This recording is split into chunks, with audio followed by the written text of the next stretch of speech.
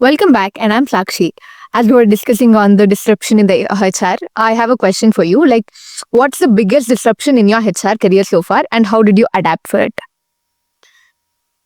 A lot. Somehow, by luck or by choice, I always had too many transformations to do, right?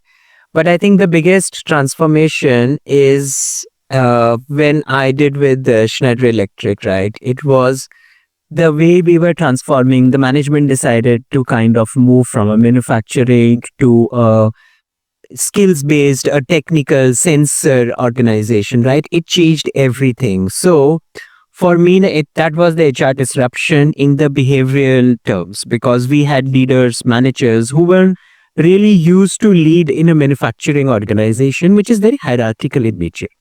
But when you are talking about, skill set that is very, very talented, new blood, there is a different way of managing that. It was like a whole lot of transformation for you people. Yeah. So the people really need to unlearn their ways of hierarchical management, without taking names, but there was someone who was not even happy to read the emails on a laptop. They wanted their emails to be printed and given to them. Okay. Now, think about those people actually dealing with the millions of those times because, not only your generation is cool, okay, every generation is cool in their times. Yeah. As you were talking about millennials, generational gaps are, very tricky. So how do you manage the exceptions across millennials, Gen Z, and the current generations? Yeah, that's an important one. And we are still, look, there is no silver bullet. We are still trying to figure out, okay? But what we know for one thing is that one size does not fit all. So at least we know the problem. What we know is that providing choices is something that the new generations like. They need to be in control. Very simple example, okay? A lot of people due to the lifestyle may not want to get involved in a family situation, husband, wife, kids, right? Yeah. Maybe they want to live with their pets, okay? It's a choice that they are making. Now, if I, as an organization, is saying that I will only give insurance for your immediate family, but for some people, their pet is their family. Yeah, I can relate it. I do have so many people, Right. our friends. Yeah, I get it. Yeah. So now, I think as HR, I cannot be just, saying that, okay, this is how my insurance policy works. I should be able to provide a choice to the employee, and then someone may choose it for their pets, someone may choose it for a gym, and someone may choose it for insurance. So I think that's what it is. But really speaking, we are not able to crack the mantra because the generations are changing very, very quickly. This is not a problem our predecessors had because for a very long time, it was the stable societal system. But, right now it's changing very rapidly. The generations are changing as well as their trends, their expectations. From life, yes. A lot of times, a lot of policies were made thinking that it is the people who need the jobs. But I think slowly but surely a change is coming in where jobs need people because people have a lot of other things to do and make money for their area. Right? So I think we are still all studying. We are all students of this for sure. So how do you manage, people are changing, the trends are changing. How do you keep in align with the strategies of a company, mission statements with the people right now, their expectations? How do you keep them aligned? See, the vision statement is actually the guiding light. Yeah. Right? So, first of all, at the time of hiring, you make a hiring choice for people who are aligned to your corporation's mission. Okay. Okay. It starts right from the first step. Starts from that moment, right? And it is okay, right? There is no love lost, but we say that, okay, look, our thinking is not aligned and hence we choose not to work together and that's fine. But not to compromise on something that, okay, we have basic alignment of this. If a company stands for sustainability to provide to the society, everyone at least need to think like, right? Now, how to get there may be different. Someone may reach it through socialism, someone may reach it through capitalism. It differs. Yeah. But to reach there is what is important. So that's how you start with. And then you kind of iron out differences between people.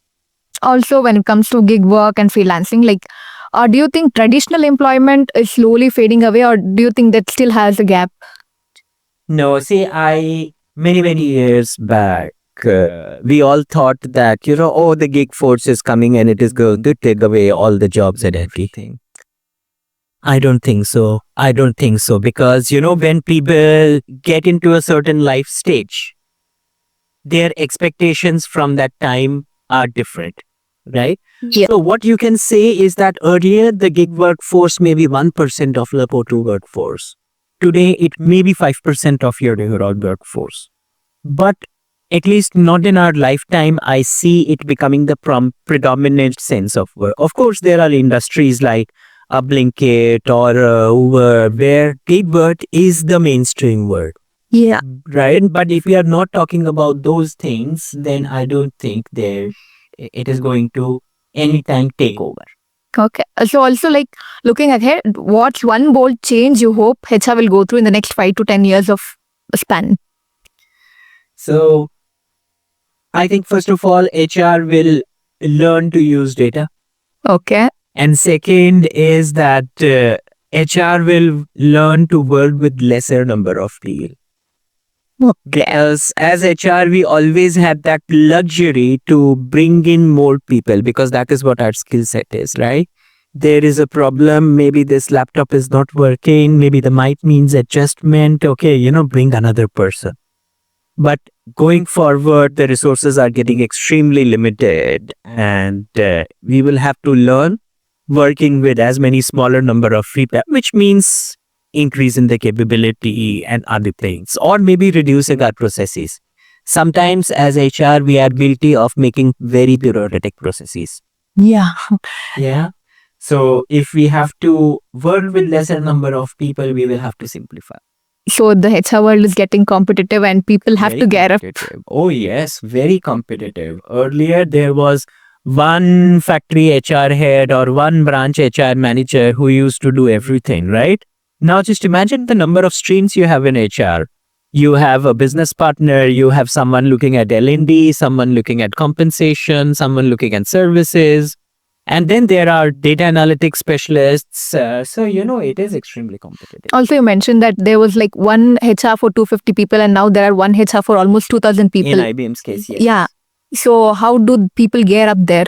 So they use a lot of AI technology, right? So while a lot of us still use the GPTs of the world for simpler tasks, but there are practical use cases. Why do I need an HR person to actually spend time to tell you about the maternity policy? Because the policy is there. Generative AI bot can actually read and converse with an employee about a policy, right? They can not even do that because they are generative AI. They can remember if I have asked for a paternity policy, then when I'm about to apply, they can nudge me that, these are your benefits. Don't forget to do that. And by the way, when you come back, make sure your child name is registered in our database so that the child can start getting insurance, right? So, these are the kind of things which we are seeing moving very, very quickly. So I have to tell my friends that come out of ChatGPT, there is a world away from it. Yeah, and Gear up. ChatGPT is all enabling it, right? There is a different work stream. So let us say today I am a software developer, okay? But tomorrow my career aim is to become a product manager, right? How do I go from there? How do I do it today is I either go to my HR business partner or find a mentor, and the mentor actually guides me through this journey. How are you software developer to something to a product manager? Actually, a generative AI can do this. Yeah. Right? They can actually check that what are the skills that are required for a software developer, what are the skills required for a product manager, what is the gap in that skill sets, and what are the roles you need to do. So actually, the generative AI can tell you that in 10 years, if you will do this, this, and this, take up these and these roles, you are a great fit to become a product manager. I get it. Like, how do you personally mentor or support young talent in your teams? One thing like I said, I try to give choice. Yeah. I think the young people today are very intelligent. They have much more knowledge, exposure than we ever had. right? But maybe this is also kind of proving a barrier because they have so much knowledge, they kind of get pulled in all directions. Yeah, I tend to see a lot of people going through that. Yeah. Yeah. Sometimes someone is thinking of doing a type of career and suddenly they want to become an influencer. Yeah. Right? And then influencing, maybe they hear that, this is just merely a glamorous name. But I have a lot of young cousins who are now going for law degrees. Why? Because on Netflix, you had such glamorous series which put your Suits, your Better Call Saul, your other things, right? Which make law as a glamorous profession. So everyone wants to become a lawyer now, right? So I think, that is a type of knowledge. So within my team, I would like to hear, they have a lot of knowledge. I just help them structure. I just ask the right question and give them a choice. And then they are brilliant people. Young people are brilliant. They just need a little direction in how I see it. So you just prioritize on what are their opinions and you try to shape them in future. Correct. Also, if you could go back to your early HR days, like what's one mindset you would tell the younger self to adopt? I think I was, and maybe I still am, a bit too action bias per action. Okay. Sometimes as an HR, you need to, just stop, reflect, and then move. Sometimes as my younger self, and while I'm consciously trying to do this, that not to be very reflexive about everything. Okay. We also hear a lot about agile HR. Like, what does that actually look like day to day?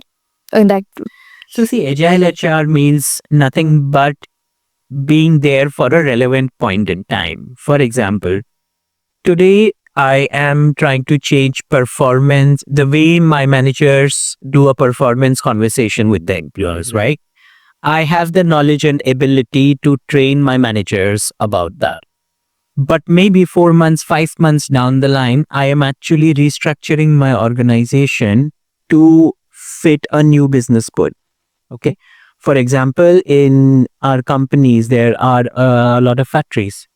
But with the new technologies coming in, the factories need to become automated, which means there will be some loss of jobs. There will be some capability buildings. There will be some additional jobs that we get created because of these things, right?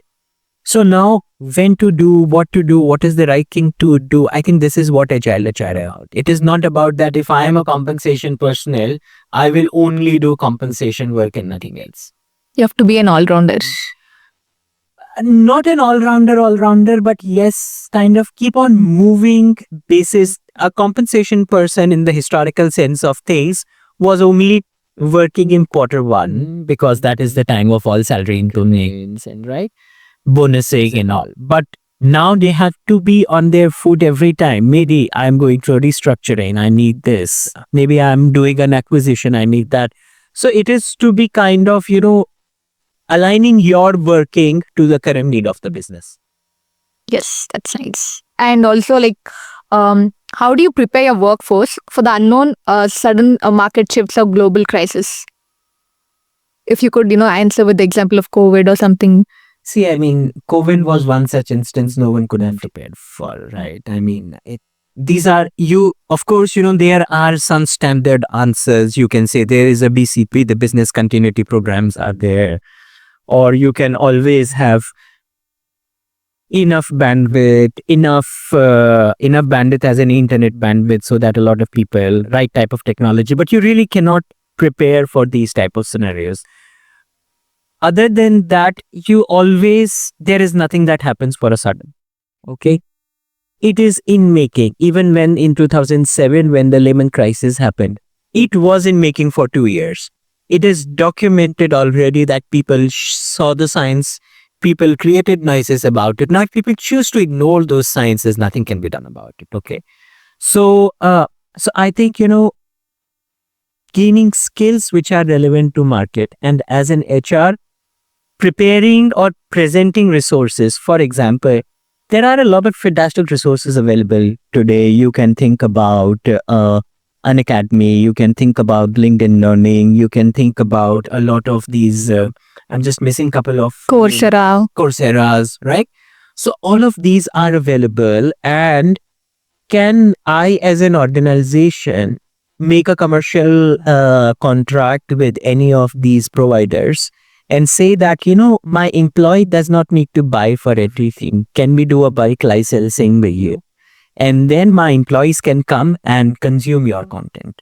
So it's like you anticipate for a change, you train your employees for the same, Correct. and they move on We with it. move on. If you will see, I have a lot of friends in some of the very big service companies in India.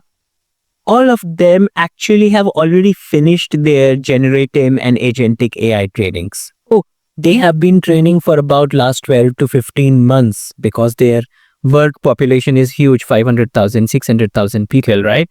They have been training them for last 12, 15 months in anticipation that, these things are coming in. So now there is no disruption, right? People are prepared for it. One last question I would ask is like, has there been a time where HR tool did not work out for you as expected, and like what did you learn from it? Okay, so many years back when I was managing payroll, and it was payroll for Canada, okay? And this was the night of 31st of December.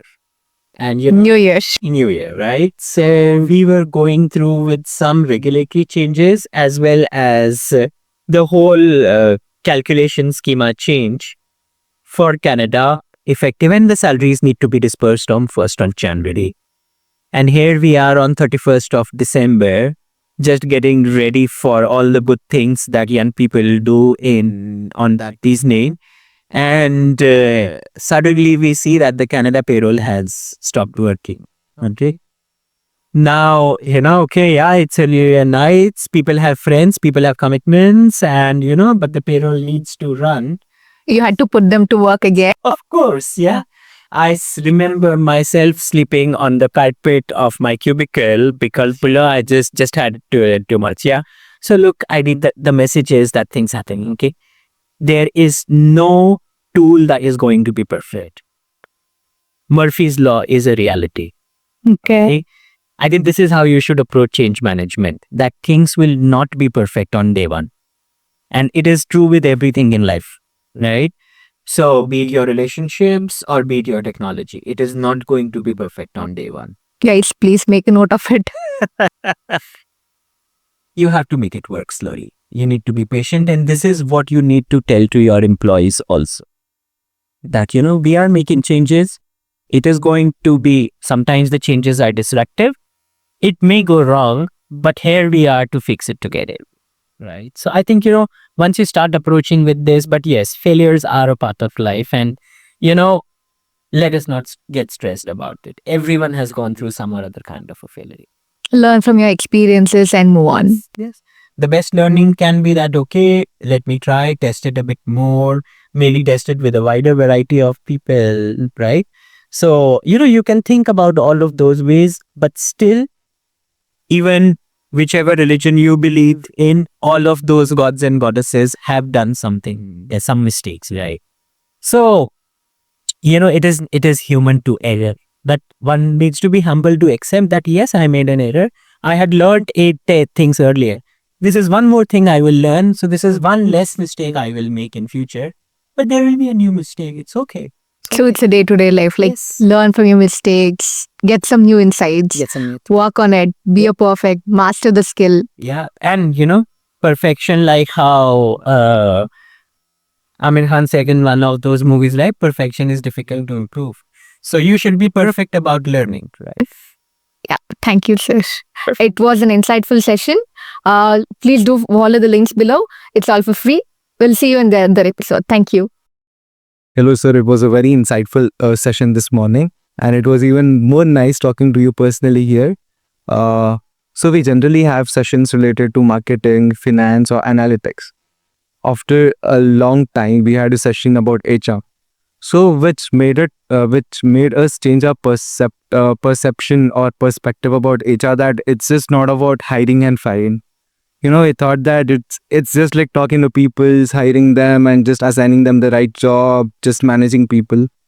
But when you actually said us that, when you actually taught us that AI can actually do a lot of things, and even HR can be interesting in that ways. So it was very nice when we got the opportunity to actually change our perception about something. So thank you for it. Well, Then insightful. I felt it was more interesting talking to you because the things you shared were more updated, not like traditional practices or traditional things which we have already learning and we have already learned. And rather than studying it daily in our daily classes, it was very interesting to hear it from you how it actually works in the daily basis. So it was more insightful.